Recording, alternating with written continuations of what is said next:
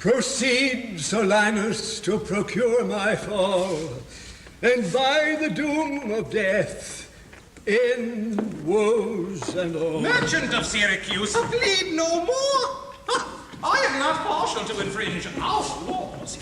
The enmity and discord which of late sprung from the rancorous outrage of your duke to merchants, our well-dealing countrymen, who, wanting guilders to redeem their lives, have sealed his rigorous statutes with their bloods, excludes all pity from our threatening looks.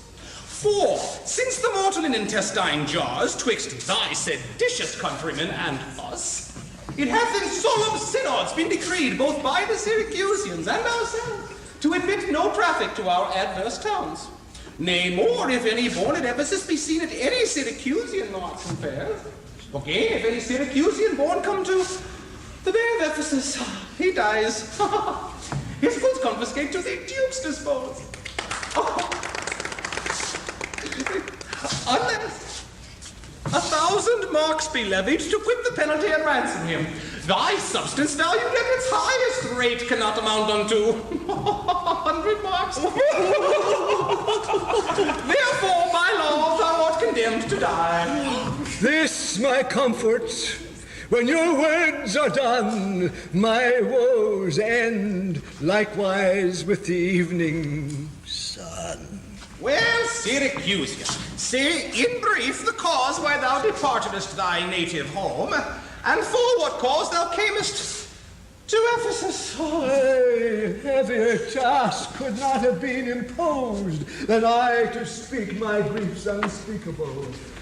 But that the world may witness that my end was wrought by nature and not by vile offense, I'll utter what my sorrow gives me leave.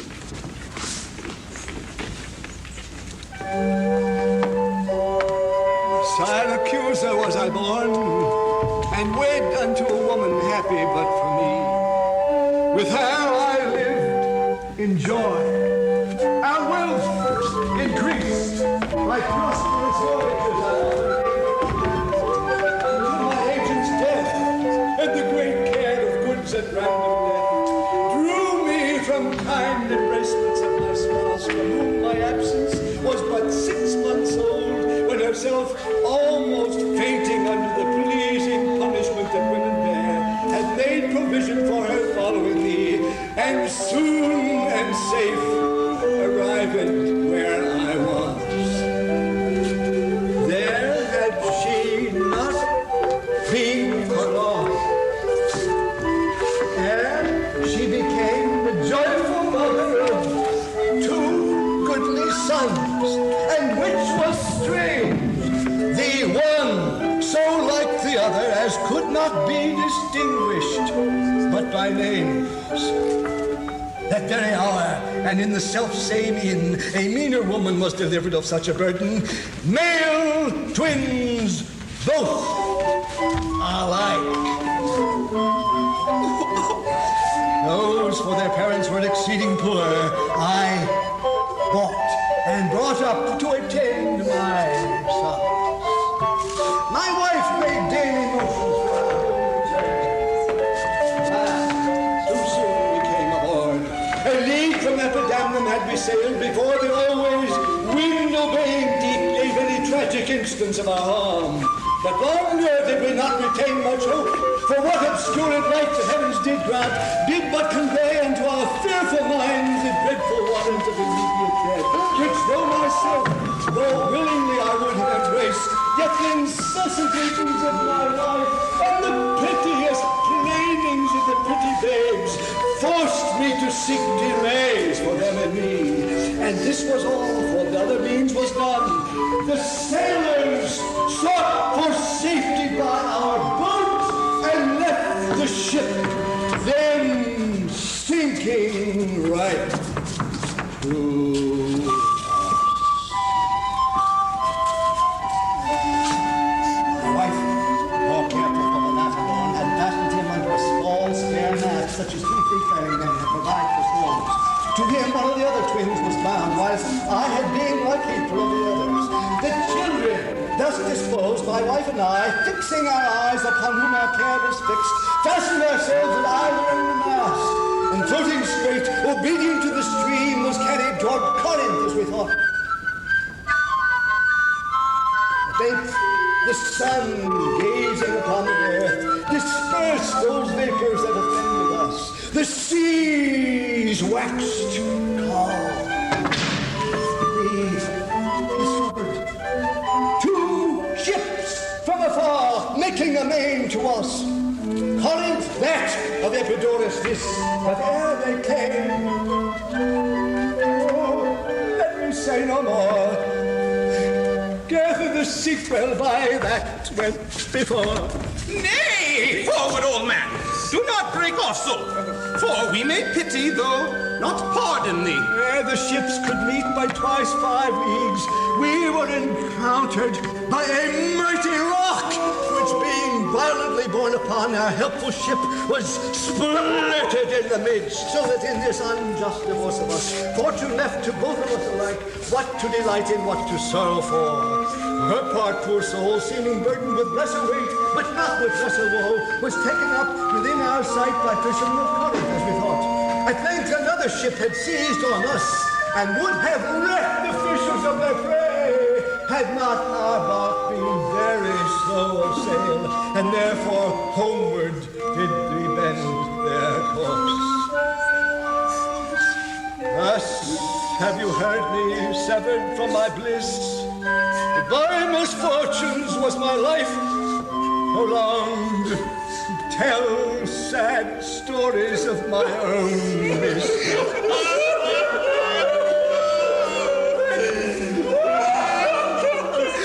And for the sake of them thou sorrowest for, do me the favor to dilate at full what hath befallen of them and thee till now. My youngest boy, and yet my eldest care, at 18 years became inquisitive after his brother, and importuned me that his attendant, so his fate was like, for after his brother but retained his name, might bear him company in quest of him, whom whilst I labored of a love to see, yet I hazarded the loss of whom I loved. 5 summers have I spent in farthest Greece, roaming clean through the bounds of Asia, and coasting homeward came to Ephesus, hopeless to find, yet loath to leave unsought, for that or any place that harbors men. But here must end the story of my life, and happy were I in my timely death, could all my travels warrant me. They live. Oh, hapless Indian, whom the fates have marked to bear the extremity of dire mishap. Now trust me, were it not against our laws, against my crown, my oath, my dignity, which princes would they may not disannul, my soul should sue as advocate for thee. But, though thou art adjudged to the death, and past sentence may not be recalled, but to our honor's great disparity, yet will I favor thee in what I can. Therefore, merchant, I limit thee this day to seek thy health by beneficial help. Try all the friends thou hast in Ephesus, beg thou or borrow, to make up the sum and live. If no, then thou art doomed to die. Jailer, take him to thy custody. I will, my lord.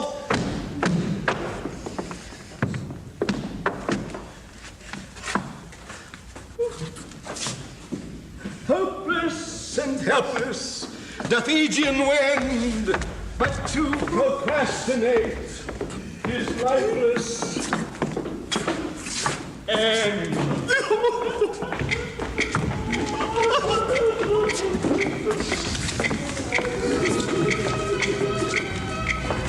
Therefore, give out that you are of Epidamnum, lest that your goods too soon should be confiscated. This very day, a Syracusan merchant is apprehended for arrival here, and not being able to buy out his life according to the statute of the town, dies ere the weary sun set in the west. Here is your money that I had to keep. Go bear it to the centaur where we host, and stay there, Dromio, till I come to thee. Within this hour it will be dinner time. Till that, I'll view the manners of the town, peruse the traders, gaze upon the buildings, and then return and sleep within mine inn, for with long travel I'm stiff and weary. Get thee away. Many a man would take you at your word and go indeed, having so good a mean. A trusty villain, sir, that very oft when I am dull with care and melancholy, lightens my humor with his merry jests. What? Will you walk with me about the town and then go to my inn and dine with me? Sir, I am invited to certain merchants of whom I hope to make much benefit. I crave your pardon. Soon at 5 o'clock, please you, I'll meet with you upon the mart and afterward consort you till bedtime. My present business calls me from you now. Farewell till then. I will go lose myself and wander up and down to view the city. Sir, I do commend you to your own content. He that commends me to mine own content commends me to the thing I cannot get. I to the world am like a drop of water, that in the ocean seeks another drop, who falling there to find his fellow forth, unseen, inquisitive, confounds himself. So I, to find a mother and a brother, in quest of them unhappy, lose myself. Here comes the almanac of my true date. What now? How chance thou art returned so soon? Return so soon? Oh, rather approach too late. The capon burns. The pig falls from the spit. The clock hath struck in 12 upon the bell. Oh, my mistress made it one upon my cheek. She is so hot because the meat is cold. The meat is cold because you come not home. You come not home because you have no stomach. You have no stomach, having broke your fast. But we that know what 'tis to fast and pray are penitent for your default today. Stop in your wind, sir. Tell me this, I pray. Where have you left the money that I gave you? Oh, 6 pence that I had a Wednesday last to pay the saddler for my mistress' crupper. The saddler had it, sir. I kept it not. I am not in a sportive humor now. Tell me and dally not, where is the money? We being strangers here, how darest thou trust so great a charge from thine own custody? Oh, I pray you jest, sir, as you sit at dinner. I for my mistress come to you in post. If I return, I shall be post indeed, for she will score your fault upon my pate.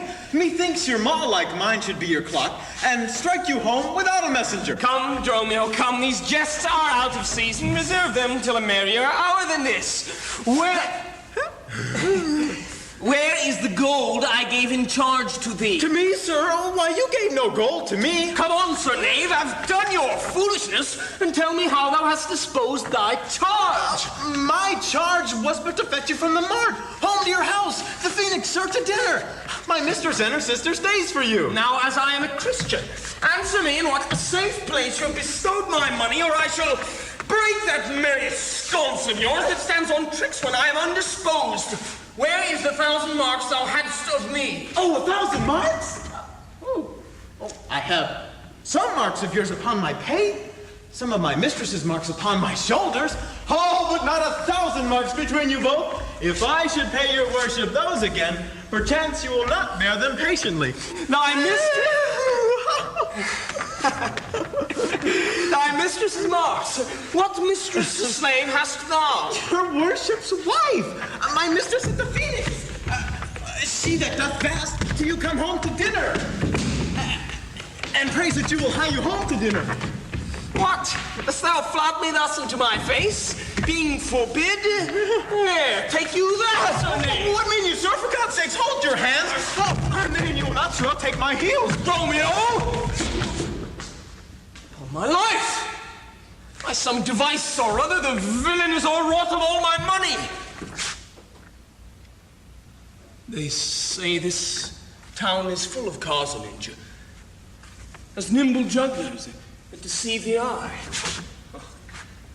as dark-working sorcerers that change the mind, soul-killing witches that deform the body, disguised cheaters, prating mountebanks, and many such like liberties of sin.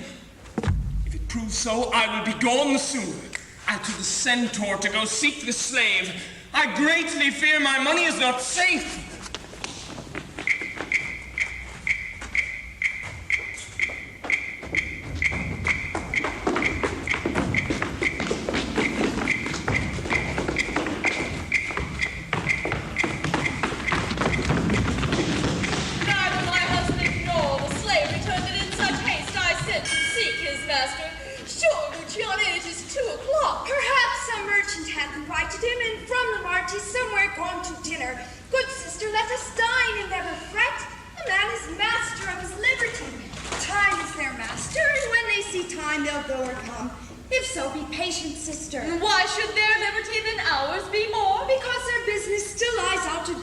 When I serve him so he takes it ill. Oh no, he's the bridle of your will. There's none but asses will be bridled so. Why, headstrong liberty is lashed with woe. There's nothing situate under heaven's eye, but hath is bound in earth and sea and sky. The beasts, the fishes, and the winged fowls are their male subjects and at their controls. Men more divine, the masters of all these, lords of the wide world and wild watery seas, endued with intellectual sense and souls of more preeminence than fish and fowls, are masters to their females and their lords, then let your will attend on their accord. This servitude makes you to keep unwed. Not this, but troubles of the marriage bed. But were you wedded, you would bear some sway. Ere I learn love, I'll practice to obey. How if your husband start some other where? Till he come home again, I would forbear. Patience unmoved. No marvel those she-paws, they can be meek that have no other cause. A wretched soul, bruised with adversity, we bid be quiet when we hear it cry. But were we burdened with like weight of pain, as much or more we should ourselves complain. So thou, that hast no unkind mate to grieve thee with urging, helpless patience would relieve me. But if thou live to see like right bereft, this full-begged patience in thee will be left. Well, I will marry one day, but to try. Here comes your man, now is your husband nigh. Say, is your tardy master now at hand? Oh, nay, he's at two hands with me, and that my 2 ears can witness. Say, didst thou speak with him? Knowest thou his mind? Oh, aye. He told me his mind upon mine ear. Be sure his hand, I scarce could understand it. Spake he so doubtfully thou couldst not feel his meaning? Oh, nay, he struck so plainly, I could too well feel his blows, and withal so doubtfully that I could scarce understand him. But say, I prithee, is he coming home? It seems he hath great care to please his wife. Why, mistress, sure my master is horn mad. Horn mad? Thou villain! I mean at horn mad, but sure he is stark mad. When I desired him to come home to dinner, he asked me for 1,000 marks in gold. 'Tis dinner time, quoth I. My gold, quoth he. Your meat doth burn, quoth I. My gold, quoth he. Will you come home, quoth I? My gold, quoth he. Where's the 1,000 marks I gave thee, villain? The pig, quoth I, is burned. My gold, quoth he. Oh, my mistress, sir, quoth I. Hang up thy mistress. I know not thy mistress. Out on thy mistress. Quoth who? Oh, quoth my master. I know, quoth he, no house, no wife, no mistress. So that my errand do under my tongue, I thank him. I bear him upon my shoulders. For in conclusion, he did beat me there. Go back again, thou slave, and fetch him off. Oh, go back again and be new beaten home? Oh, for God's sake, send some other messenger. Back, slave, or I will break thy painted cross. Oh, and he will bless that cross with other beating. Between you, I shall have a holy head. Hence, prating, hence, and fetch thy master home. Oh, am I so round with you as you with me that like a football you do spurn me thus? You spurn me hence, and you will spurn me hither. Oh, if I last in this service, you must case me in leather.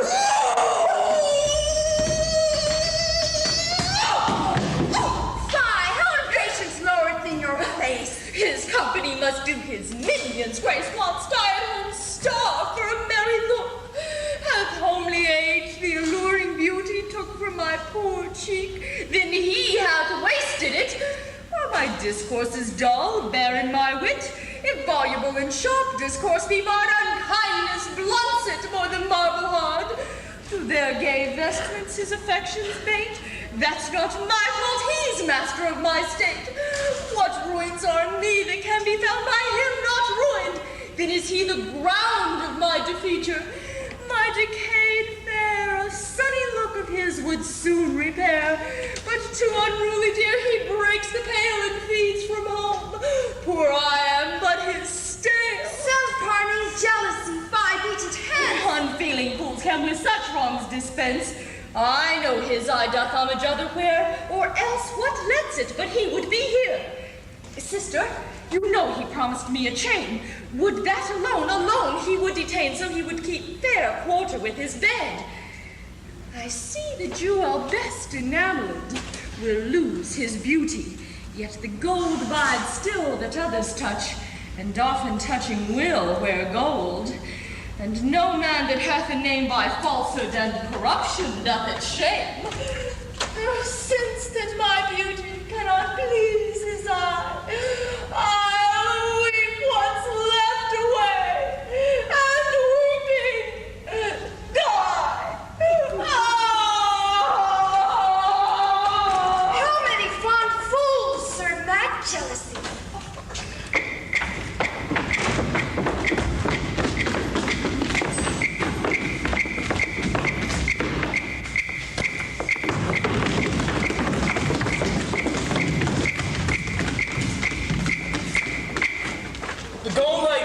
Romeo is laid up safe at the Centaur, and the heedful slave has wandered forth in care to seek thee out. By computation and mine host's report, I could not speak with Romeo since first I sent him from the mart. See, here he comes. How now, sir? Is your merry humor altered? As you love stroke, so jest with me again. You, no, Centaur, you receive no gold. My mistress sent me to have me home to dinner. My house was at the Phoenix. Wast thou mad that thou so madly thou didst answer me? Oh, what answer, sir? When spake I such a word? Even now, even here, not half an hour since. I did not see you since you sent me hence. Home to the Centaur, with the gold you gave me? Villain, thou didst deny the gold's receipt and toldest me of a mistress and a dinner, for which I hope thou feldst I was displeased. I am glad to see you in this merry vein. Oh, what means this jest? I pray you, master, tell me. Yea, dost thou jeer and flap me in the teeth? Thinkest thou I jest? Hold, take you that and that. Oh, for God's sake! Now your jest is earnest. Upon what bargain do you give it me? Because that I familiarly sometimes do use you for my fool and chat with you, your sauciness will jest upon my love and make a common of my serious hours. When the sun shines, let foolish gnats make sport, but creep in crannies when he hides his beams. If you will jest with me, know my aspect and fashion your demeanor to my looks, or I will beat this method in your sconce. Sconce, call you it? So you would leave battering? I had rather have it ahead. And to use these blows long, I must get a sconce for my head, and then sconce it too, or else I shall sink my wit in my shoulders. But I pray, sir, why am I beaten? Dost thou not know? Nothing, sir, but that I am beaten. Shall I tell you why? Aye, sir, and wherefore? For they say every why hath a wherefore. Why first for flouting me, and then wherefore for urging it the second time to me. Was there ever any man that's beaten out of season? When in the why and the wherefore is neither rhyme nor reason. Well, sir, I thank you. Thank me, sir, for what? Marry, sir, for this something that you gave me for nothing. Well, I'll make amends next to give you nothing for something. Oh, who? But say, sir, is it dinner time?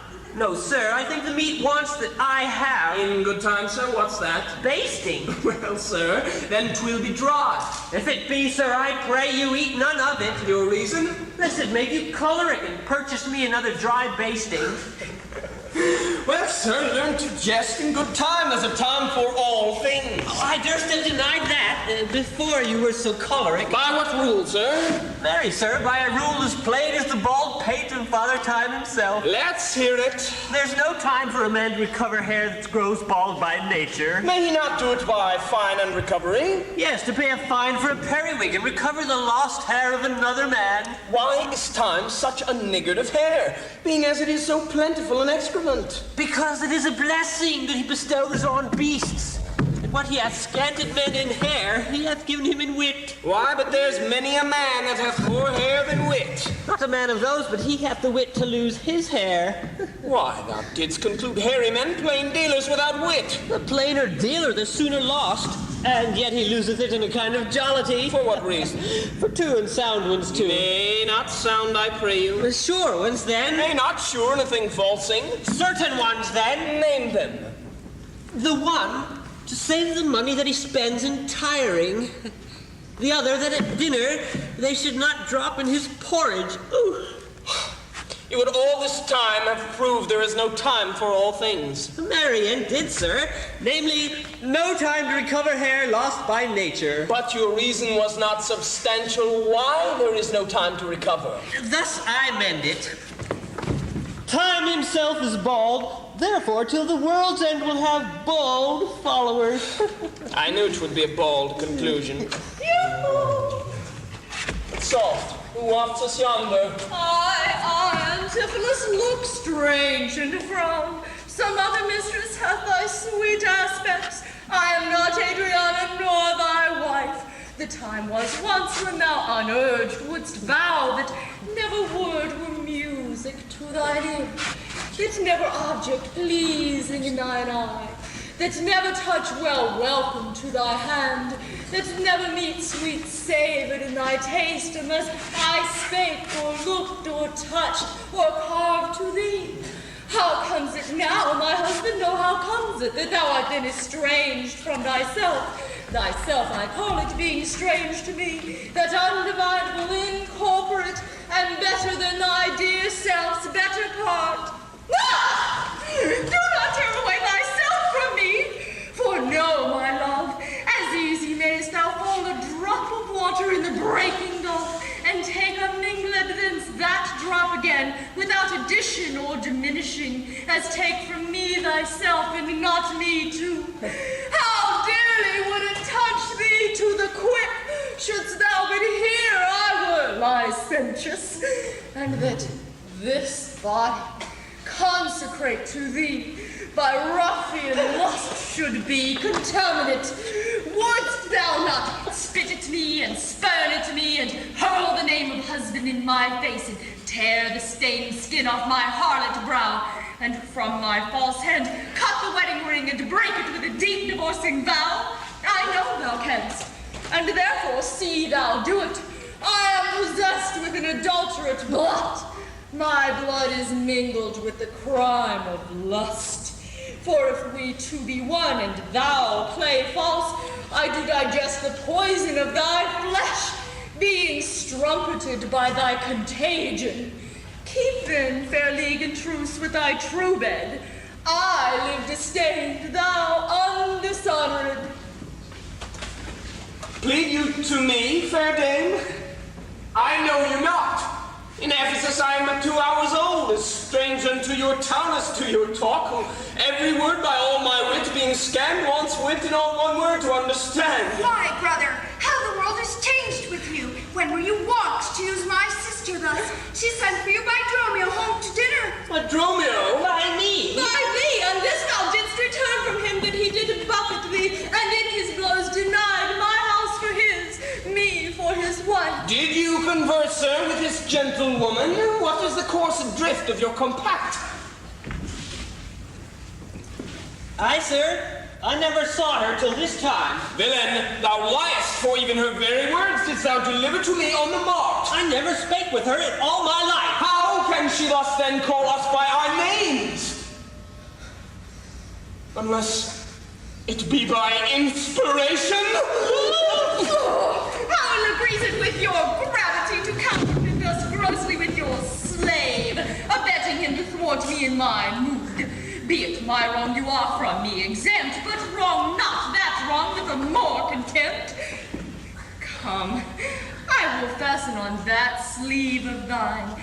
Thou art an heir, my husband, I a vine, whose weakness married to thy strong estate makes me with thy strength to communicate.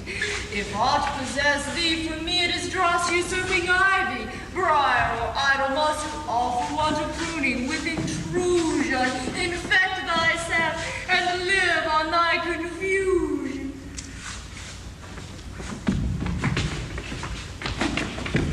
To me she speaks. She moves me for her theme. What? Was I married to her in my dream? Or sleep I now and think I hear all this? What error drives our eyes and ears amiss? Until I know this sure uncertainty, I'll entertain the offered fallacy. Dromio, go bid the servants spread for dinner. Oh, for my beads, I cross me for a sinner. This is the fairyland. Oh, spite of spites! We talk with goblins, owls, and sprites. If we obey them not, this will ensue. They'll suck our breath, or pinch us black and blue. Why pratest thou to thyself and answerest not? Dromio, thou drone, thou snare, thou slug, thou sot! I am transformed, master, am I not? I think thou art in mind, and so am I. Nay, master, both in mind and in my shape. Thou hast thine own form. No, I am an ape. Thou art changed to what? 'Tis to an ass. Oh, 'tis true, she rides me, and I long for grass. 'Tis so, I am an ass. Else it could never be, but I should know her as well as she knows me. Come, come, no longer will I be a fool to put the finger in the eye and weep whilst man and master less I was to scorn. Come, sir, to dinner. Dromio, keep the gate.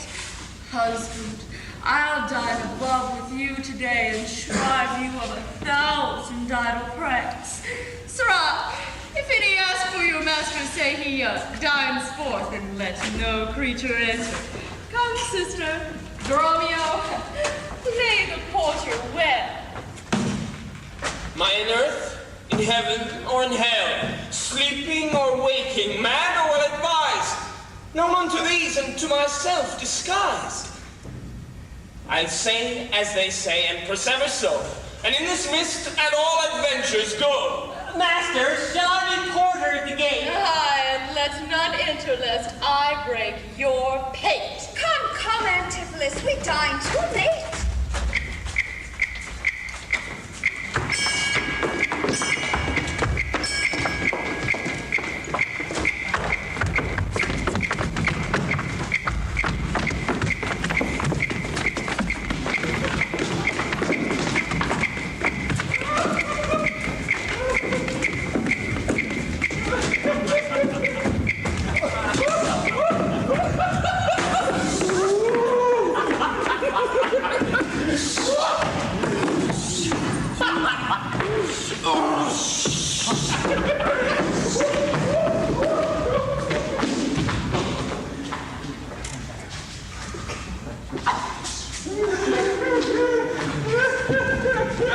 Angelo, you must excuse us all. My wife is shrewish when I keep not hours. Say that I lingered with you at your shop to see the making of her carcanet, and that tomorrow you will bring it home. But here's a villain that would face me down. He met me on the march, and that I beat him, charged him with 1,000 marks in gold, and that I did deny my wife in the house. Thou drunkard, thou! What dost thou mean by this? Oh, say what you will, sir. But I know what I know. That you beat me at the mark. I have your hand to show. If the skin were parchment, and the blows you gave were ink, your own handwriting would tell you what I think. I think thou art an ass. Oh, Mary! So it doth appear, by the wrongs I suffer and the blows I bear, who I should kick, being kicked. And being at that pass, you would kick from my heels, and beware of an ass. Ye are sad, Signor Balthazar. Pray God our cheer may answer my good will, and your good welcome. I hold your dainties cheap, sir, and you're welcome, dear. Oh, Signor Balthazar, either at flesh or fish, a table full of welcome makes scarce one dainty dish. Good meat, sir, is common that every churl affords. And welcome more common, for that's nothing but words. Small cheer and great welcome makes a merry feast. I to a niggardly host and more sparing guest. But though my cates be mean, take them in good part. Better cheer may you have, but not with better heart.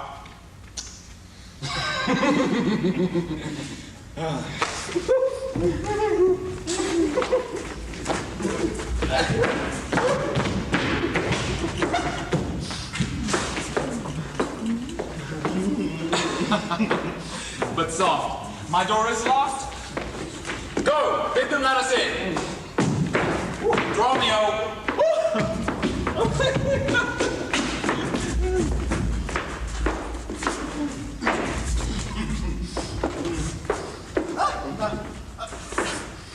Maud! Bridget! Marianne! Cecily! Gillian! Jen! Mole, Malforce, Capon, Coxcoat, idiot, Patch. Either get thee from the door or sit down in the hatch. Dost thou conjure for wenches that thou call'st for such a store? When one is one too many. Go, get thee from the door. What patch is made out porter? But my master stays in the street. Let him walk from whence he came. Let me catch cold on his feet. Who talks within there? Ho, open the door. Right, I'll tell you when. You tell me wherefore. Wherefore? For my dinner I have not dined today. Nor today here you must not.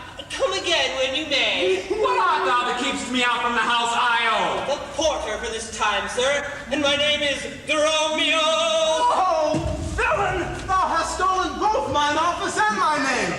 The one there got me credit, the other mickle blame.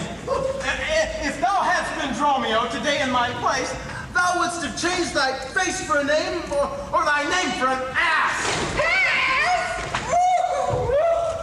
What a coil is this, Romeo? Who are those in the gate? Let my master in now. Thief? No. He comes too late, and so tell your master. Oh, Lord, I must laugh. Have it you with a proverb. Shall I set in my staff? Have it you with another. That's when. Can you tell? If thy name be called Nell, thou hast answered him well. Do you hear, you minion? You let us in, I hope? I thought to have asked you. And you said no. So come, help, well struck. Oh, that was wonderful. Thou baggage, let me in! Can you tell for whose sin? Master, knock the door hard. Let him knock till it is. You'll cry for this minion if I beat the door down. What needs all that? And a pair of stocks in the town? Oh! That is the door that keeps all this noise. Now, by my truth, your town is troubled with unruly boys. Are you there, wife? You might have come before. Your wife's surname? Go get you from the door. Oh, if you went in pain, master, this knave would go sore. Here's neither cheer, sir, nor welcome.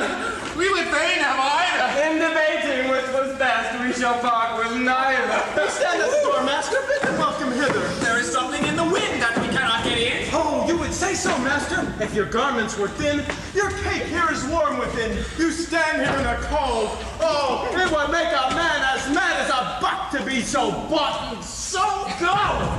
Fetch me something. I'd break off the gate. Breaking here. I'll break your knave's pate. Oh, a man may break a word with you, sir, and words are but wind. I break it in your face, so we break it not behind. It seems thou wantest breaking. Out upon thee, hind. Oh, there's too much out upon thee. I pray thee, let me in. When fowl have no feathers and fish have no fin. Well, I'll break in. Go, borrow me a crow. A crow without a feather? Master, mean you so? For a fish without a fin, there's a fowl without a feather. If a crow have a sirrah, we'll pluck a crow together. Get me gone. Fetch me an iron crow. Oh, have patience, sir. Oh, let it not be so. Herein you war against your reputation and draw within the compass of suspect the unviolated honor of your wife. What's this? Your long experience of a wisdom, a sober virtue. Years and modesty plead on her part some cause to you unknown. And doubt not, sir, but she will well excuse why at this time the doors are made against you. Be ruled by me. Depart in patience and let us to the Tiger Roll for dinner. And about evening, come yourself alone to know the reason of this strange restraint. If by strong hand you offer to break in now, in the stirring passage of the day, a vulgar comment will be made of it, and that supposed by the common route against your yet unguarded estimation. That may, with foul intrusion, enter in and dwell upon your grave when you are dead. For slander lives upon succession, forever house it where it gets possession. You have prevailed. I will depart in quiet and, in despite of mirth, mean to be merry. I know a wench of excellent discourse, pretty and witty, wild and yet too gentle. There will we dine. This woman that I mean, my wife, but I protest without desert, hath oftentimes upbraided me with all. There will we dine. Get you home and fetch the chain. By this I know 'tis made. Bring it, I pray you, to the Porpentine, for there's the house. That chain will I bestow, be it for nothing but to spite my wife upon mine hostess there.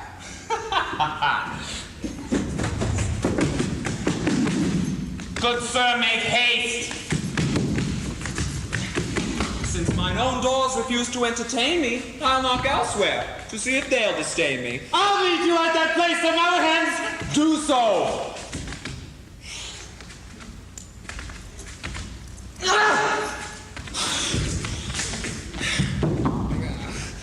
This jest shall cost me some expense.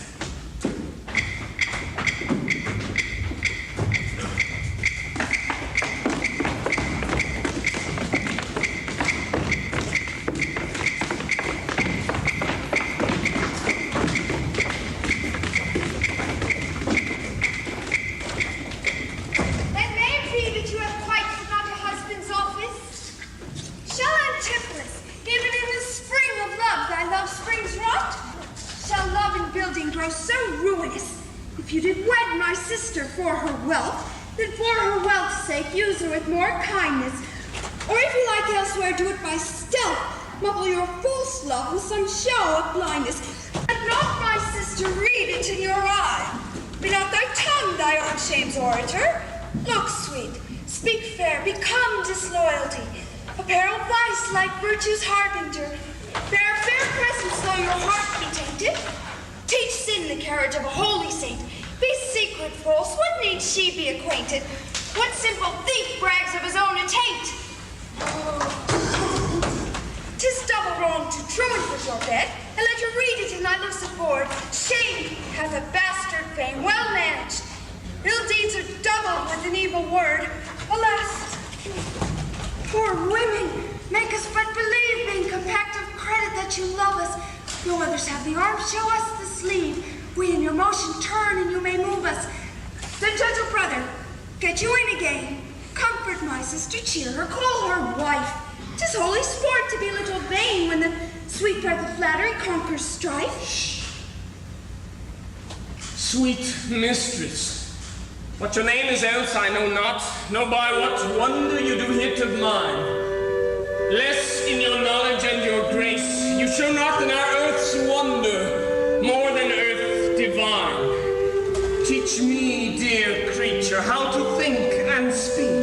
Lay open to my earthly gross conceit, smothered in errors, feeble, shallow, weak, the folded meaning of your words' deceit. Against my soul's pure truth, why labor you to make raise thy silken hairs? And as a bed, I'll take them and there lie. And in that glorious supposition think he gains by death that hath such means to die. Let love, being light, be drowned if she sink.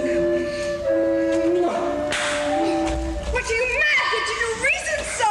Not mad, but mated, how I do not know. It is a fault that springeth from your eye. For gazing on your beams, fair sunbeam by. Gaze where you should, and that will clear your sight. As good to wink, sweet love, as look all night.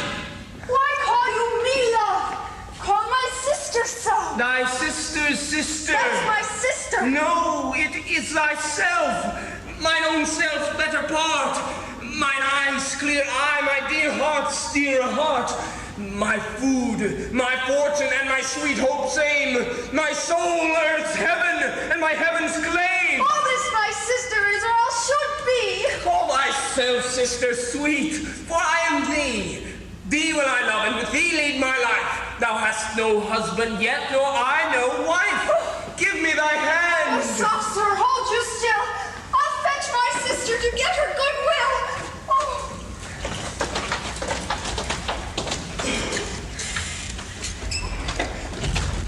Now, Dromio, where runnest thou so fast? Do you know me, sir? Am I Dromio? Am I your man? Am I myself? Thou art Dromio, thou art my man, thou art thyself. I am an ass.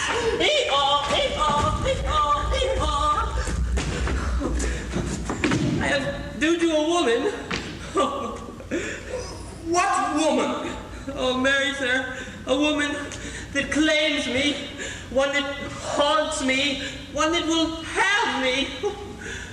What claim lays she to thee? Mary, sir, such a claim as you would lay to your horse, and she would have me as a beast.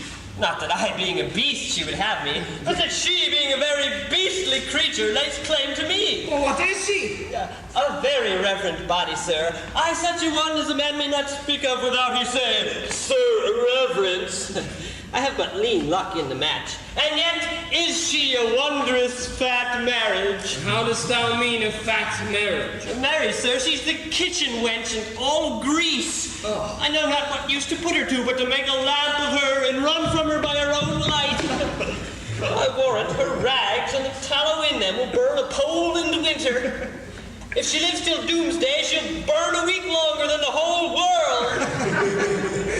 What complexion is she of? A swart, like my shoe. But her face, nothing like so clean kept. For why? She sweats. A man may go over shoes in the grime of it. Well, that's a faulted waterwoman. No, sir. 'Tis in grain. No's flood could not do it. What's her name? Nell, sir. Hi. But her name and 3/4, that's an L and 3/4, couldn't measure her from hip to hip. But then she bears some breadth. No longer from head to foot than from hip to hip. She's spherical, like a globe. I could find out countries in her. Oh. In what part of her body stands Ireland? Oh, Mary, sir, in her buttocks. I found it out by the bogs. Where's Scotland? I found it out by the barrenness hard in the palm of her hand. Where France? On her armed and reverted, making war against her heir. Where? England. I looked for the chalky cliffs, but I could find no whiteness in them. But I guess it stood in her chin for the salt room that ran between France and it. Oh, where's Spain? Faith, sir, I saw it not, but I felt it hot in her breath. Where America, the Indies? Oh, sir, upon her nose. All are embellished with rubies, carbuncles, sapphires, declining their rich aspect to the hot breath of Spain, who sent whole armados of carracks to be ballasted at her nose. Where stood Belgium, the Netherlands? Oh, sir, I did not look so low. To conclude, this drudge or diviner laid claim to me, called me Dromio, swore I was betrothed to her, told me what pretty marks I had about me, as the mark on my shoulder, the mole on my neck, the great wart on my left arm, that I, amazed, ran from her as a witch. And I think if my breast had not been made of faith and my heart of steel, she had transformed me to a curtled dog, made me turn in the wheel. Go. Go. Hide me presently. Post to the road. And if the wind blow any way from shore, I will not harbor in this town tonight. If any bark put forth, come to the march where I will walk till thou return to meet me. If everyone knows us and we know none, 'tis time, I think, to trudge, pack, and be gone. As from a bear, a man would run for life. So fly I from her that would be my wife.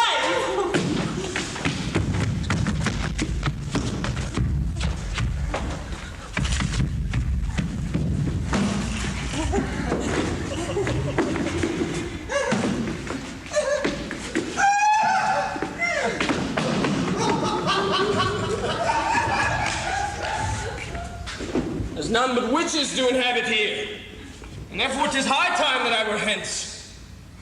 She that doth call me husband, even my soul doth for a wife abhor. But her fair sister, possessed with such a gentle sovereign grace, of such enchanting presence and discourse, hath almost made me traitor to myself. But lest myself be guilty to self-wrong, I'll stop mine ears against the mermaid's song. Master Dimolef! Aye, that's my name. I know it well, sir. Lo, here is the chain. I thought to attain you at the Polven time, but the chain unfinished made me stay thus long. What is your will that I shall do with this? What please yourself, sir? I have made it for you. Made it for me, sir? I bespoke it not. Not once, not twice, but 20 times you have. Go home with it and please your wife withal. And soon at supper time I'll visit you and then receive my money for the chain. I pray you, sir, receive the money now, for fear you ne'er see chain nor money more. You are a merry man, sir. Fare you well.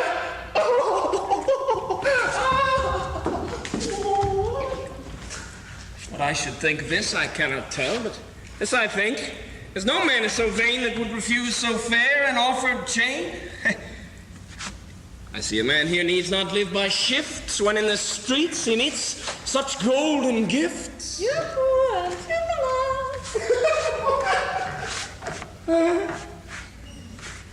Out to the mart, and there for Dromio stay. If any ship put out, then straight away.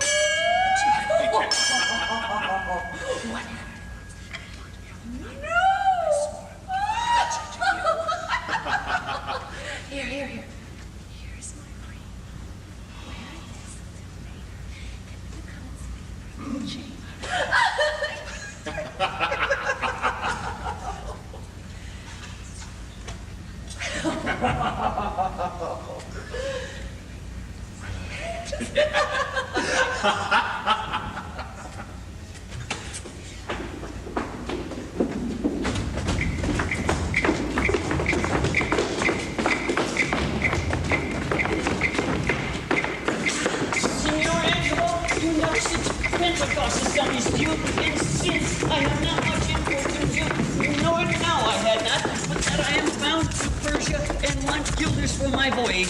Therefore, make present satisfaction, or I'll attach you by this officer.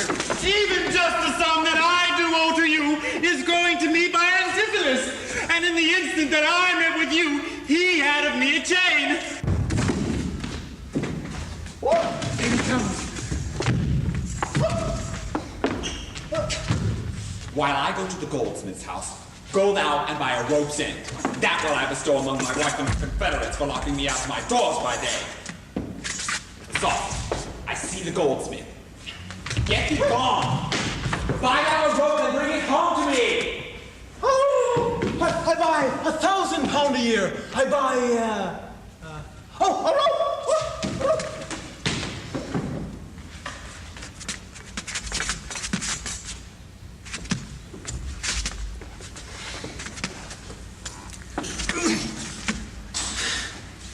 A man as well hope up the trust to you. I promised your presence and the chain, but neither chain nor goldsmith came to me.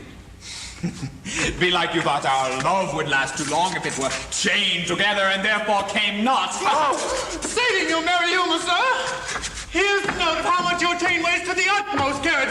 The fineness of the gold and charge for fashion, which doth amount to 3 odd ducats more than I send to this gentleman. I pray you, see him presently discharged, for he is bound to see and stays but for it. I am not furnished with the present money. Besides, I have some business here in town. Good senor, take the stranger to my house, and with you take the chain, and bid my wife disperse the sum on the receipt thereof. Perchance I will be there as soon as you. Then you will bring the chain to her yourself. No! No. Bear it with you, lest I come not time enough. Well, sir, I will. I have the chain about you. And if I have not, sir, I hope that you have, or else you may return without your money. Nay, come, I pray you, give me the chain. Both wind and tide stays to this gentleman, and I, to blame, have held him here too long. Good Lord! You used this dalliance to excuse your breach of promise to the porpentine. I should have did you for not bringing it, but like a shrew, you first begin to brawl. The hour steals on, I pray you, sir, dispatch. You hear how he importunes me? And the chain! Why, give it to my wife and fetch your money. Come, you know I gave it to you even now. Send the chain, or send me by some token. Fine, now you run this humor out of breath. Come, where is the chain? I pray you let me see it. The hour of my business cannot brook this dalliance. Pray, good sir, pray, where you'll answer me or no. If not, I'll leave him to the officer. I answer you? What should I answer you? The money that you owe me for the chain. I owe you none till I receive the chain. You know I gave it to you after I said. You gave me none. You wrong me much to say so. Oh, you wrong me more, sir, denying it. Consider how it stands upon my credit. Well, officer, arrest him at my suit. I exhort you, in the name of the Duke, to obey me. Oh, this touches me in reputation. Either consent to pay this sum for me, or I'll attach you by this officer. Consent to pay me that I never had? Arrest me, foolish fellow, if thou darest. Here is thy fee. Arrest him, officer. I would not scare my brother in this case, but he should scorn me so apparently. Well, I do arrest you. You hear the suit. I do obey thee till I give thee bail. But, Sirrah, you shall buy this foot as dear as all the metal in your shop will answer. Sir, I shall have law and Ephesus to your notorious shame. I doubt it not.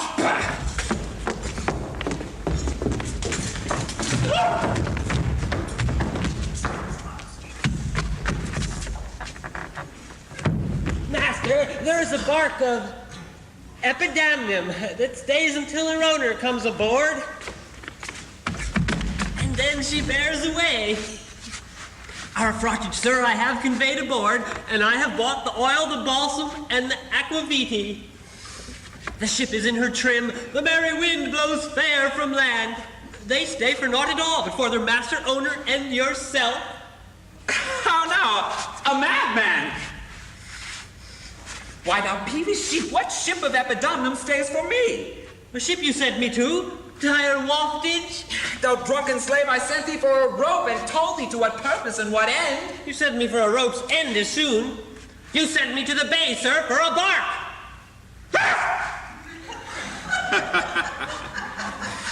I will debate this matter at more leisure and teach your ears to listen me with more heed.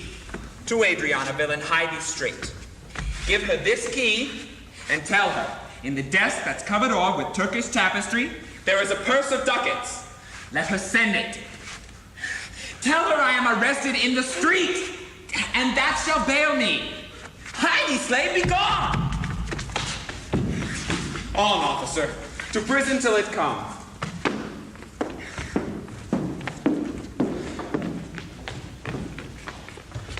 To Adriana's. That is where we dined.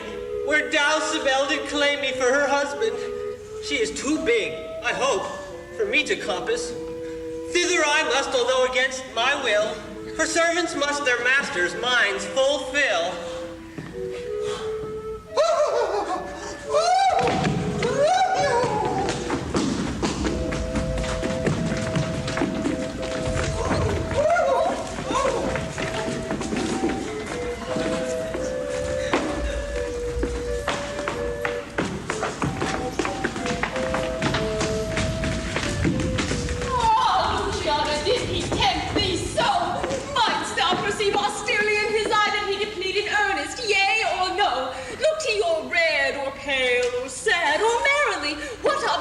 Makes thou in this case of his heart's meteors tilting in his face. First he denied you had in him no right. He meant he did me none the more my spite. Then swore he that he was a stranger here. And true he swore, though yet forsworn he were. Then pleaded I for you. And what said he? That love I begged for you, he begged of me. With what persuasion did he tempt thy love? With words that in an honest suit might move. First he did praise my beauty, then my speech. Did speak him fair? Have patience, I beseech. I cannot nor I will not hold me still. My tongue, though not my heart, shall have his will. He is deformed, crooked, old, and sere, ill-faced, worse-bodied, shapeless everywhere, vicious, ungentle, foolish, blunt, unkind, stigmatical in making, worse in mind. Who would be jealous then of such a one? No evil lost is wailed when it is gone. Oh, but I think him better than I say, and yet would herein others' eyes were worse. Far from her nest the lapwing cries away. My heart prays for him, though my tongue do curse. No. Here! Go! The desk! The purse! Sweet, now make haste! How hast thou lost thy breath? By running fast! Where is thy master Dromio? Is he well? No, he's in Tartar limbo, worse than hell. A devil in an everlasting garment hath him, one whose hard heart is buttoned up with steel. A fiend, a fury, pitiless and rough, a wolf, nay worse, a fellow all in buff. A back friend, a shoulder clapper, one that countermands the passages of alleys, creeks, and narrow lands. A hound that runs counter and yet draws dry foot well. One that before the judgment carries poor souls to hell. Why, man, what is the matter? I do not know the matter. He's rested on the case. What is he arrested? Tell me at whose suit. I know not at whose suit he is arrested well, but there's in the suit of buff that arrested him, that I can tell. Will you send him Mistress Redemption, the money in his desk? Go fetch it, sister. This I wonder at, that he unknown to me should be in debt. Tell me, was he arrested on a band? Not on a band, but on a stronger thing, a chain. A chain? Do you not hear it ring? What? The chain? No, the bell. 'Tis time that I were gone. It was 3 ere I left him, and now the clock strikes 1. The hours come back, that did I never hear. Oh, yes, if any hour meet a sergeant, he turns back for very fear. As if time were in debt. How fondly dost thou reason? Time is a very bankrupt, and he owes more than he's worth to season. Nay, he's a thief, too. Have you not heard men say that time comes stealing on by night and day? If time be in debt and theft and a sergeant in the way, hath he not reason to turn back an hour in a day? There's money. Go, Romeo, bear it straight, and bring my master home immediately. Come, sister. I am pressed down with conceit.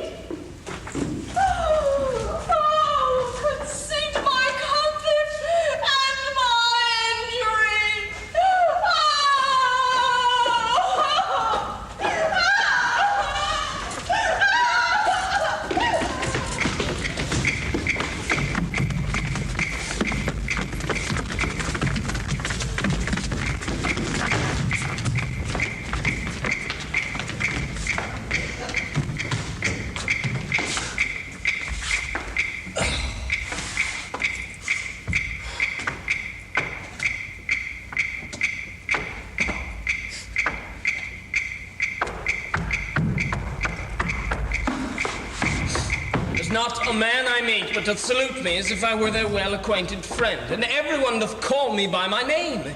Some tender money to me, some invite me, some other give me thanks for kindnesses, some offer me commodities to buy.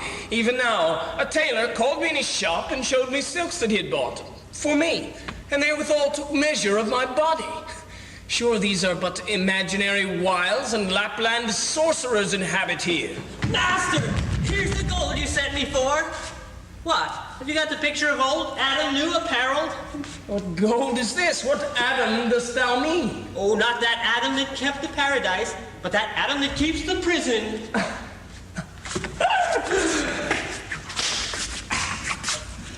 He that goes in the calf skin was killed for the prodigal.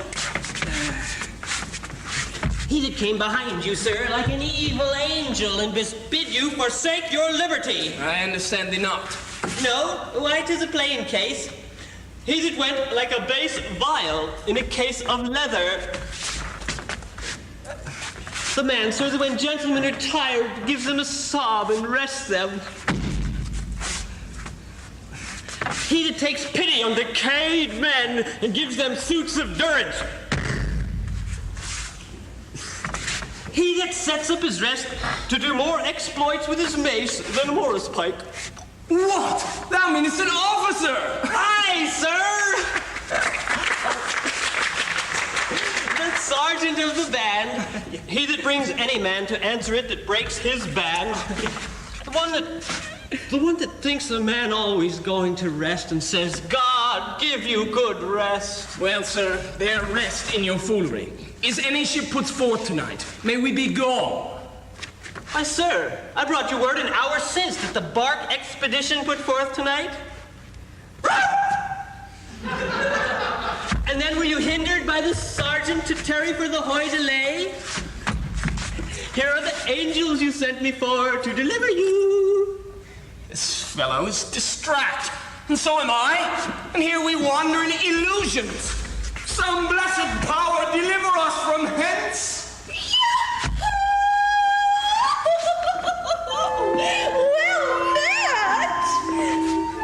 Well met, Master Antipholus.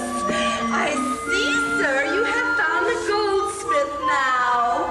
Is this the chain you promised me today? Satan, avoid! I charge thee, tempt me not. Master, is this Mistress Satan? It is the devil. Hey, she's worse. She's the devil's dam. And here she comes in the habit of a light wench. And thereof comes that the wenches say, God damn me. That's as much as say, God make me a light wench. It is written, they appear to men like angels of light. Light is an effect of fire. Fire will burn. Ergo, light wenches will burn. Come not near her. You're man and you are marvelous merry, sir. Won't you come with me? We'll mend our dinner here. Master, if you do expect spoon meat or bespeak a long spoon. Why, Dromio? Mary, he must have a long spoon that would eat with the devil.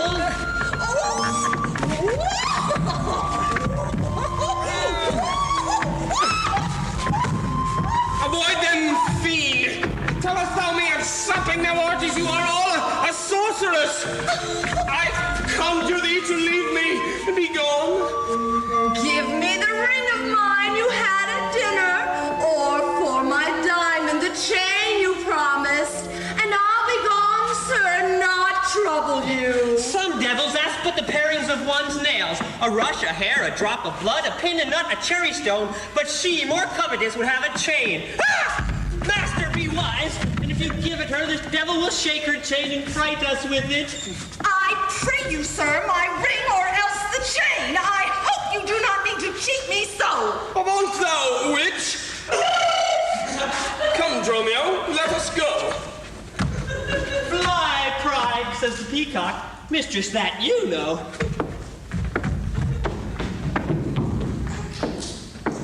Now, out of doubt, Antipholus is mad, else he would never so demean himself. A ring of mine he had worth 40 ducats, and for the same he promised me a chain.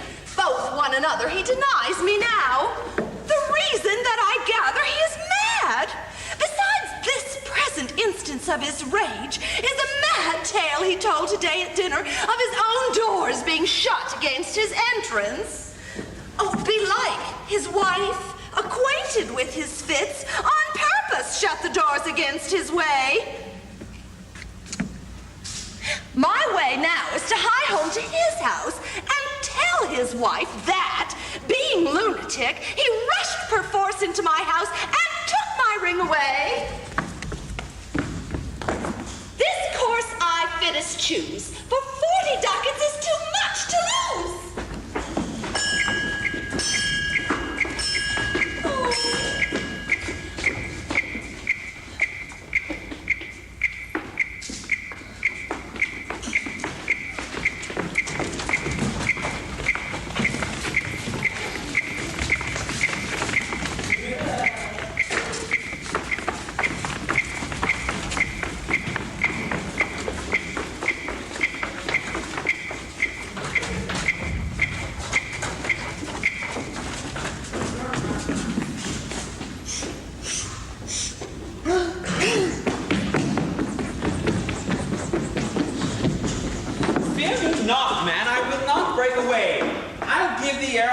So much money to warrant thee as I am arrested for. My wife is in a wayward mood today, and will not likely trust the messenger that I should be attached in Ephesus. I tell you, 'twill sound harshly on her ears. Here comes my man. I think he brings the money. How now, sir? Have you that I sent you for? Oh, here's that I warrant you will pay them all. But where's the money? Oh, why, sir, I gave the money for the rope. 500 ducats, villain, for a rope? Oh, I'll serve you, sir. 500 at the rate. Ooh. To what end did I bid thee hie thee home? To a rope's end, sir, and to that end am I returned. And to that end, sir, I will welcome you. Good sir, be patient. Oh, nay, 'tis for me to be patient. I am in adversity. Good now, hold thy tongue. Oh, nay, rather persuade him to hold his hand. False, unsenseless villain! I would have been senseless, sir, that I might not feel your blows. Thou art sensible in nothing but blows, and so art an ass! Oh, I am an ass indeed. You make good by my long ears. I have served him from the hour of my nativity to this instant, and have nothing at his hands for my service but blows. When I am cold, he heats me with beating. When I am warm, he cools me with beating. I am wake with it when I sleep, raised with it when I sit, driven out of doors with it when I go from home, welcome home with it when I return. Oh, nay, I bear it on my shoulders, as a beggar vaunts her brat. And I think when he hath lain me, I shall beg with it from door to door. Come, go along. My wife is coming yonder. Oh, mistress! Respect Saphinum, respect your end, or rather, the prophecy like the parrot, beware the rope's end. Wilt thou still talk? Oh, how say you now? Is not your husband mad? His incivility confirms no less good, Dr. Pitch. You are a conjurer. Establish him in his true sense again, and I will please you what you will demand. Alas, how fiery and sharp he looks. Woo! Mark how he trembles in his ecstasy. Give me your hand and let me feel your pulse. There is my hand, and let it feel your ear. I charge thee, Satan, housed within this man, to yield possession to my holy prayers, and to thy state of darkness hide thee straight.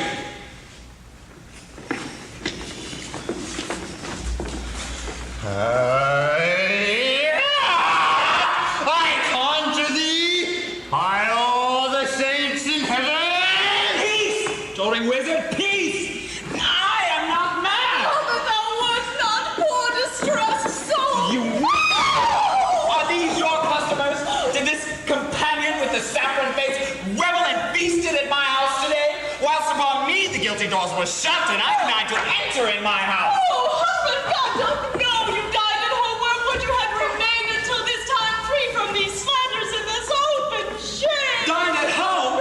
Thou villain, what sayest thou? Sir, sooth to say, you did not dine at home. Were not my doors locked up and I shut out? Hardly, your doors were locked and you shut out. And did not she herself revile me there? Sans fable, she herself reviled you there. Did not her kitchen maid rail, taunt, and scorn me? Certainly she did. The kitchen does not scorn you. And did I not enraged depart from this? In verity you did. My bones bear witness that have since felt the vigor of his rage. It's for to soothe him in these contraries. It is no no shame. The fellow finds his vein, and yielding to him, you must wear his frenzy. Thou hast suborned the goldsmith to arrest me. Alas, I sent you money to redeem you by Romeo here, who came in haste for it. Oh, money by me, heart and good will you might, but surely, master, not a rag of money. Rest not thou to her for a purse of ducats. He came to me, and I delivered it, and I witness with her that she did. Oh, God and the rope maker, bear me witness that I was sent for nothing but a rope. Mistress! Both man and master is possessed. I know it by their pale and deadly looks. They must be bound and laid in some dark room. So wherefore didst thou lock me forth today, and why dost thou deny the bag of gold? I did not, gentle husband, lock thee forth. Gentle master, I received no gold, but I confess, sir, that we were locked out. Dissembling villain, thou speakest false in both. Dissembling harlot, thou art false in all, and art confederate with a damned back to make a loathsome, abject scorn of me. But with these nails, I'll pluck out these false eyes that would behold me in this shameful sport. Oh, bind him, for he is frantic too. And more company, the fiend is strong within him.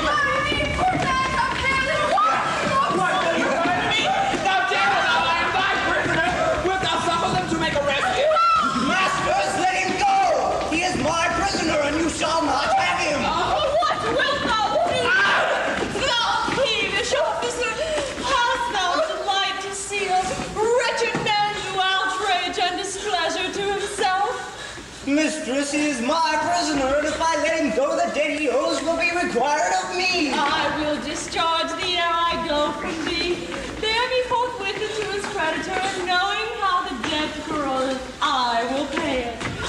Good master doctor, see him safe conveyed home to my house. No! Oh, most unhappy day! Oh, most unhappy struck Hey, master, I am here entered in bond for you. Out on thee, villain! Wherefore dost thou mad me? Oh, will you be bound for nothing?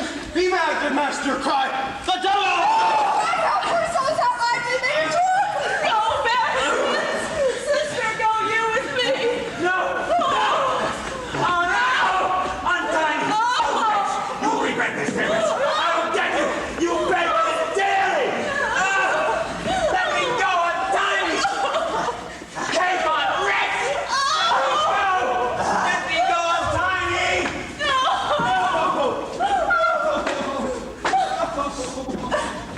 Say now, whose suit is he arrested at? One Angelo, a goldsmith. Do you know him? I know the man. What is the sum he owes? 200 ducats. Say, how grows it due? 2 for a chain he had of him. He did bespeak a chain for me, but had it not. Whereas your husband, all in rage, today came to my house and took away my ring, the ring I just saw on his finger. Straight after did I meet him with a chain. It may be so, but I did never see it. Come, jailer, bring me where the goldsmith is. I long to know the truth hereof lodge. God for thy mercy, there looks again! Oh, with naked swords, let's go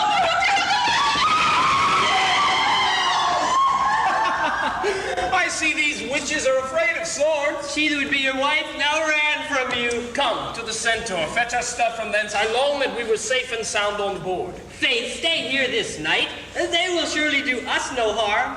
You saw they spoke us fair, give us gold. Methinks they are such a gentle nation that, but for the mountain of mad flesh that claims marriage of me, I could find in my heart to stay here still and turn wit. I will not stay tonight for all the town, therefore away to get our stuff aboard.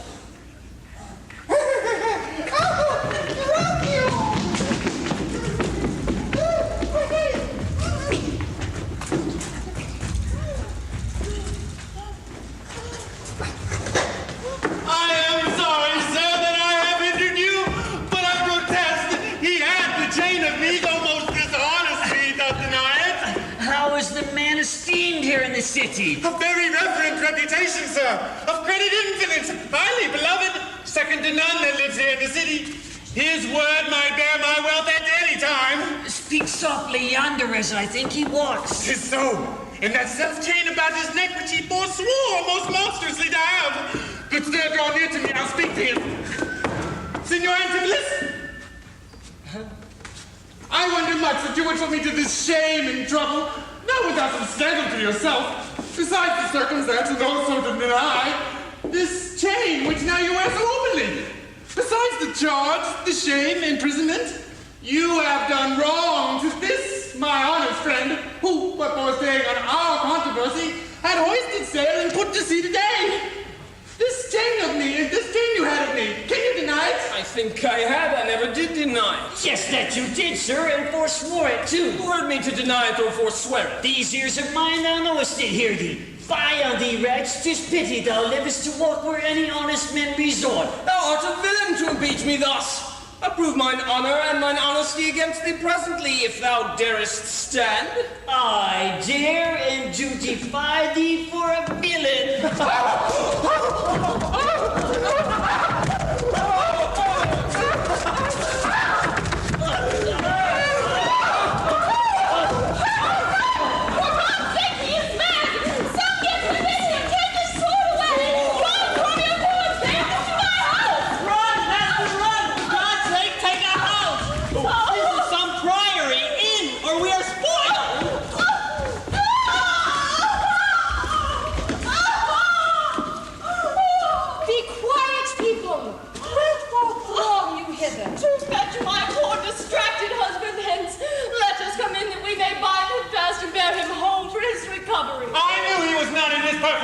I'm sorry now that I didn't draw on him. How long hath this possession held the man? This week he hath been heavy, sour, sad, and much, much different from the man he was. But till this afternoon his passion ne'er brake into extremity of rage. Hath he not lost much wealth by rack of sea, buried some dear friend? Hath not else his eye strayed his affection in unlawful love? A sin prevailing much in youthful men who give their eyes the liberty of gazing. Which of these sorrows is he subject to? To none of these. Except it be the last, namely some love that drew him oft from home. You should for that have reprehended him. Why, so I did. I was not rough enough. As roughly as my modesty would let me. Haply in private. And in assemblies too. I but not enough. It was the copy of our conference. In bed he slept not for my urging it, aboard he fed not for my urging it. Alone it was the subject of my theme. In company I often glanced it. Still did I tell him it was vile and bad. And thereof came it that the man was mad. The venom clamours of a jealous woman poisons more deadly than a mad dog's do. It seems his sleeps were hindered by thy railing, and thereof comes it that his head is light. Thou sayest his meat was sauced with thy upbraidings. Unquiet meals make ill digestions, thereof the raging fire of fever bred. And what's a fever but a fit of madness? Thou sayest his sports were hindered by thy broads. Sweet recreation, bard, what doth ensue but moody and dull melancholy, kinsman to grim and comfortless despair, and at her heels a huge infectious troop of pale distemperatures and foes to life, in food and sport, and life-preserving rest, to be disturbed would man or beast. The consequences, then, thy jealous fits have scared thy husband from the use of wit. She never reprehended him but mildly when he demeaned himself rude and wildly. Why bear you these rebukes and answer not? She did betray me to my own reproofs. Good people, enter and lay hold on him. No, not a creature is in my house. Then let your servants bring my husband forth. He took this place for sanctuary, and it shall privilege him from your hands, till I have brought him to his wits again, or lose my labor in assaying it. I will attend my husband, be his nurse, diet his sickness, for it is my office and will have no attorney but myself, and therefore let me have him home with me. Be patient, for I will not let him stir till I have used the approved means I have. with wholesome syrups, drugs, and holy prayers, to make of him a formal man again. It is a branch and parcel of mine oath, a charitable duty of my order. Therefore, depart and leave him here with me. Nor will not hence and leave my husband here, and ill it doth beseem your holiness to separate the husband and the wife. Be quiet and depart. Thou shalt not have him.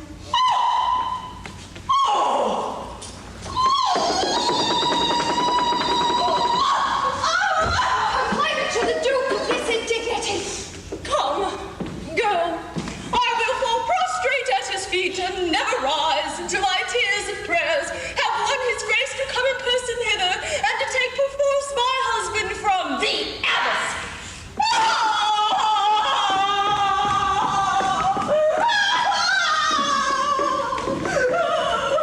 This, I think, the dial points at 5. Anon, I'm sure the Duke himself in person comes this way to the melancholy vale, the place of death and sorry execution, behind the ditches of the abbey here. Upon what cause? Upon what cause? To see that reverend Syracusan merchant who put unluckily into this bay against the laws and statutes of this town, put to beheaded publicly for his offense. See when it comes, we will behold his death.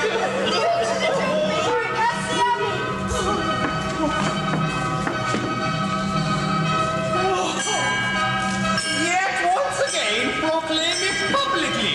If any friend will pay the sum for him, he shall not die. So much we tender him. Justice, most sacred due against the abbess. She is a virtuous and a reverend lady. It cannot be that she hath done thee wrong. Oh, may it please your grace.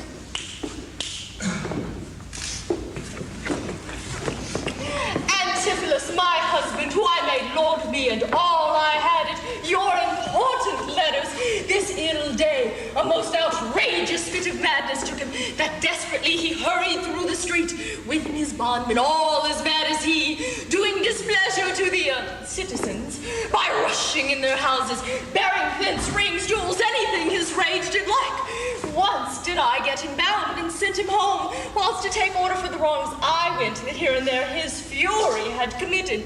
Anon, I wot not by what strong escape he broke from those that had the guard of him, and with his mad attendant and himself, each one with ireful passion, with drawn swords, met us again, and madly bent on us, chased us away, till raising no more aid, we came again to bind them.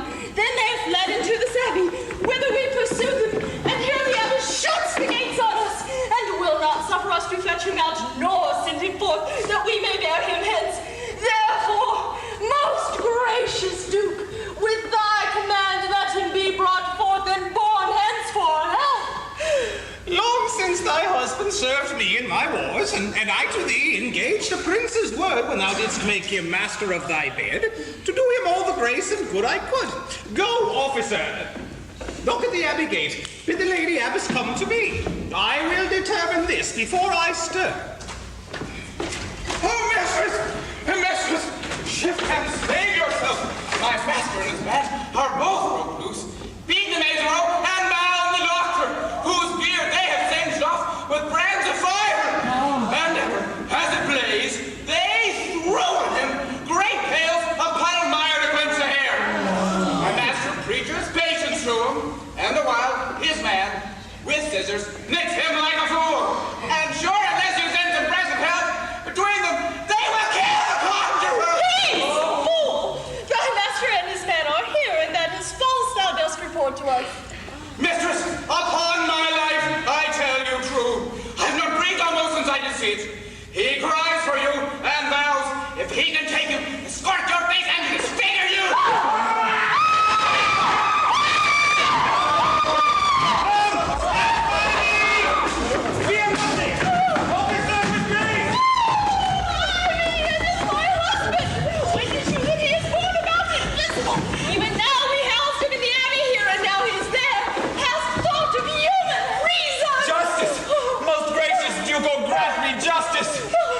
For the service that long since I did thee, when I bestrid thee in the wars and took deep scars to save thy life, even for the blood that then I lost for thee, now grant me justice. Unless the fear of death doth make me dote, I see my son Antipholus and Dromio. Justice, sweet prince, against that woman there, she whom thou gavest me to be my wife, that hath abused and dishonored me, even in the strength and height of injury. Beyond imagination is the wrong that she this day hath shameless brought on me. Discover how, and thou shalt find me just. This day, great Duke, she shut the doors upon me while she, with harlots, feasted in my house. A grievous fault! Say, woman, didst thou so? No, my good lord. Myself, he, and my sister today did dine together. So before my soul is this is false, he burdens me with. Never Elephantine will sleep all night, but she tells her highness to... Perjured woman! They are both forsworn. And this the madman justly charges them. My liege, I am advised at what I say. Neither disturbed with the effect of wine, nor heady rash provoked with raging ire, albeit my wrongs might make one wiser mad. This woman locked me out this day from dinner. That goldsmith there, were he not packed with her, could witness it, for he was with me then, who parted with me, promising to fetch a chain, and promising to bring it to the Porpentine, where Balthazar and I did dine together. Our dinner done, and he not coming thither, I went to seek him. In the street I met him, and in his company, that gentleman. There did this perjured goldsmith swear me down that I, this day of him, received the chain which God he knows I saw not, for the which he did arrest me with an officer. Fair, I did obey, and sent my peasant home for certain ducats. He would not return. Then fairly I bespoke the officer to go in person with me to my house. Along the way we met my wife, her sister, and a rabble more of vile confederates. Along with them they brought one Pinch, a hungry, lean-faced villain, a mere anatomy. A mountebank, a threadbare juggler, and a fortune-teller, a needy, hollow-eyed, sharp-looking wretch, a living dead man. This pernicious slave, forsooth, took on him as a conjurer, and gazing in mine eyes, feeling my pulse, and with no face as 'twere out facing me, cries out I was possessed. Then, altogether, they fell upon me, bound me, bore me thence, and in a dark and dankest vault at home, there left me and my man both bound together. Till, gnawing with my teeth my bonds in sunder, I gained my freedom, and immediately ran hither to your grace, whom I beseech to give me ample satisfaction against these deep shames and great indignities. My lord! You, in truth, thus far I witnessed with him that he died not at home but was locked out. But had he such a chain as thee, or no? He had, my lord. And when he ran in here, these people saw the chain about his neck. Besides, I will be sworn these ears of mine heard you confess you had the chain of him after you first forswore it on the mart. Thereupon you drew your sword on me and then fled into this abbey here. I never came within these abbey walls, nor ever didst I draw my sword on me. I never saw the chain, so help me heaven. And this is false you burden me with all. Why, what intricate feature is this? I think you all have drunk of Circe's cup. If here you housed him, here he would have been.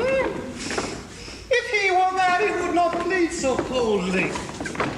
You say he dined at home. What? The goldsmith here denies that saying. Sir, what say you? Sir, he dined with her there at the Porpentine. Oh! He did! And from my finger snatched that ring! 'Tis true, my liege, this ring I had of her. Sawest thou him enter at the abbey here? As sure, my liege, as I do see your grace. Why, this is strange! Go call the abbess hither.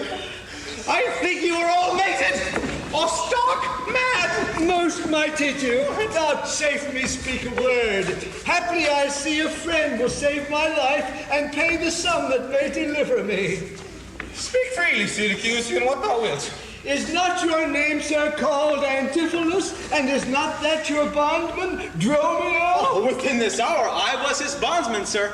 But he, I thank him, not into my cords. Now I am Dromio, and his man unbound. I am sure you both of you remember me. Oh, ourselves we do remember, sir, by you. For lately we were bound, as you are now. You are not Pinch's patient, are you, sir? Why, look you strange on me. You know me well. I never saw you in my life till now. Grief hath changed me since you saw me last, and careful hours with time's deformed hand have written strange features in my face. But tell me yet, dost thou not know my voice? Neither. Dromio, nor thou? No, trust me, sir, nor I. I am sure thou dost. No, I, sir, but I am sure I do not. And whatsoever a man denies, you are now bound to believe him. Know my voice, O time's extremity. Hast thou so cracked and splitted my poor tongue in 7 short years, my only son knows not my feeble key of untuned cares? I cannot tell me thou art my son Antipholus. I never saw my father in my life. 7 short years since in Syracuse, boy, thou knowest we parted. But perhaps, my son, thou shamest to acknowledge me in this. The Duke and all that know me in the city can witness with me that it is not so. I never saw Syracuse in my life. I tell thee, Syracusan, 20 years have I been patron to Antipholus, during which time he ne'er saw Syracuse. I see thy age and dangers make thee dote. Most mighty Duke, behold a man much wronged.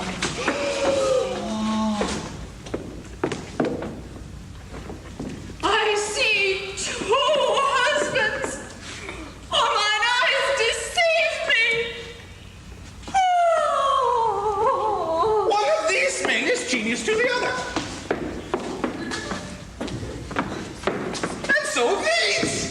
Which is the natural man and which the spirit? Who deciphers it? I, sir, am Dromio. Command him away. I, sir, am Dromio. Pray let me stay. Eugene, art thou not, or else his ghost? Oh, my old master, who hath bound him here? Oh, whoever bound him!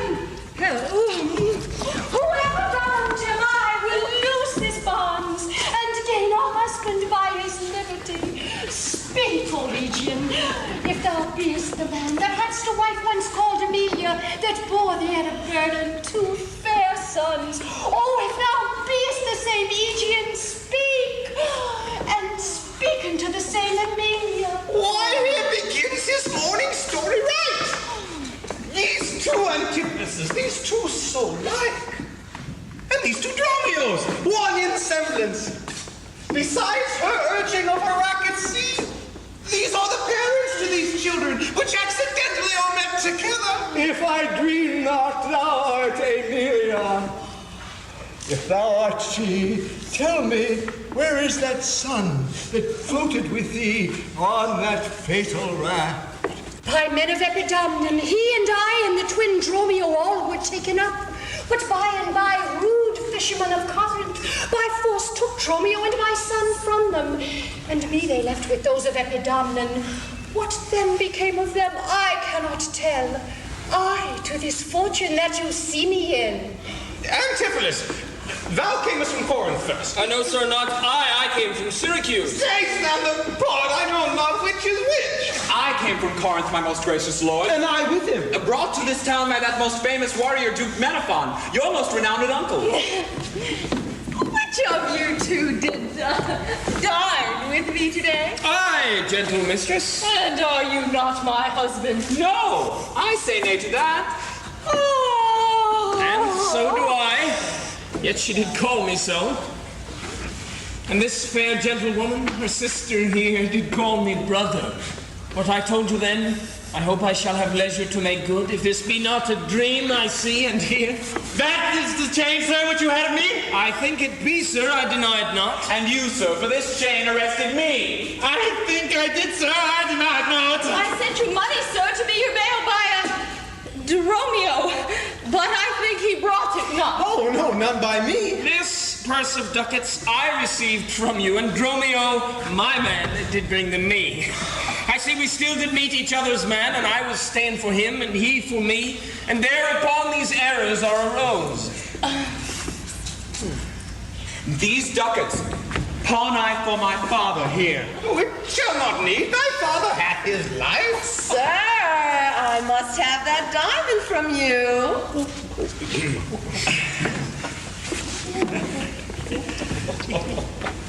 There, take it.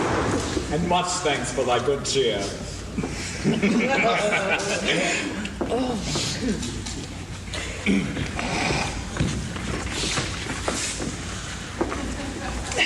The renowned Duke, vouchsafe to take the pains to go with us into the abbey here, and here at large discoursed all our fortunes, and all that are assembled in this place, that by this sympathized one day's error have suffered wrong.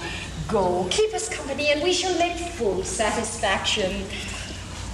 25 years have I but gone in travail of you, my sons, and till this present hour, my heavy burden ne'er delivered. The Duke, my husband, and my children both, and you, the calendars of their nativity. Go to a gossip's feast and go with me. After so long grief, such nativity. With all my heart, I will gossip at this feast.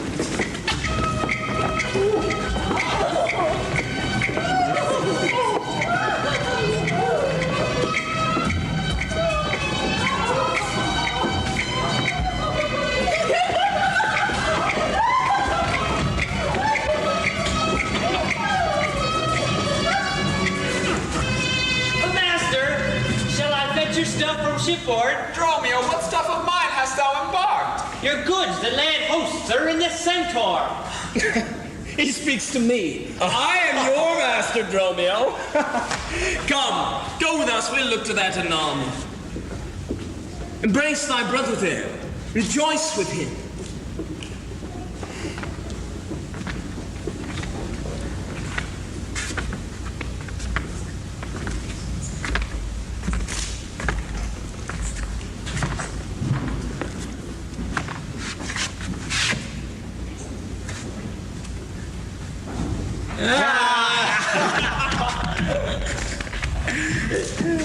There's a fat friend at your master's house that kitchened me for you today at dinner.